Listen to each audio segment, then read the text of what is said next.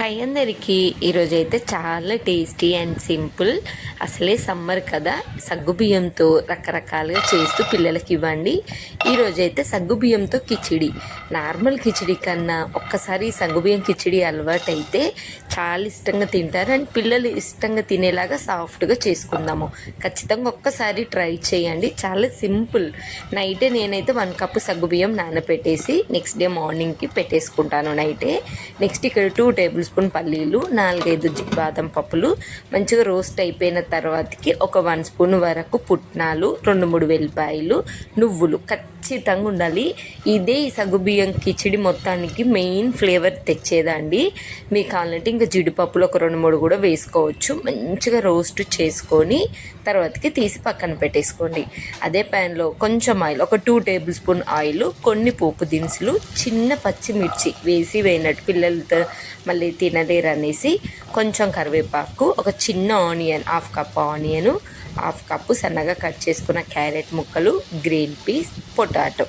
మీకు ఏ వెజిటేబుల్ కావాలంటే ఆ వెజిటేబుల్ ఇలా వేస్తే అన్నీ మంచిగా కలర్ఫుల్గా ఉంటుంది. పిల్లలు కూడా చూసి తినడానికి ఇష్టపడతారు అన్నట్టు. అవి కూరగాయలన్నీ మనకి మగ్గేలోపు ఇది ఫైన్ పౌడర్ లాగా చేసుకుందాము. పిల్లలు తింటున్నారు కాబట్టి నేను 1.5 మిక్సీలో 2 టైమ్స్ చేశాను. లేదంటే కచ్చపచ్చగా అంటే కొంచెం బరకగా 1 టైం చేస్తే సరిపోతుందండి. మధ్య మధ్యలో ఈ పల్లీలు, ఈ నువ్వులు తగులుతుంటేనే బాగుంటుంది. బట్ చిన్నపిల్లలు తినలేరు కాబట్టి నేను కొంచెం 2 టైమ్స్ 1.5లో మిక్సీ పట్టేసుకున్నాను. మనకి వెజిటేబుల్స్ అన్నీ మంచిగా ఆయిల్లో వేగినాక వాటర్ అంతా తీసేసిన సగ్గుబియ్యం, ఒక 1 కప్పు సగ్గుబియ్యం వేసేసుకున్నాను. మంచిగా సిమ్లోనే చేయాలి. ఈ ప్రాసెస్ అంతా సిమ్లోనే చేస్తే మనకి సగ్గుబియ్యం నుండి ఎక్కువగా జిగురు రాదు. పొడి పొడిగా జిగురు ఎక్కువ వస్తే మెత్తగా ముద్దగా అవుతుంది.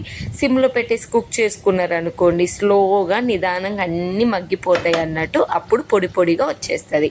సో మనకి వాటర్ బబుల్స్ లాగా మొత్తం అవ్వాలి సగ్గుబియ్యం కూడా. వైట్ నుంచి ఇలా వాటర్ బబుల్ అయిన తర్వాతకి కొంచెం సాల్ట్, ఇందాక మనం మిక్సీ పట్టేసుకున్నాం కదా, అది ఒక 2-3 టేబుల్ స్పూన్ వేసుకోండి.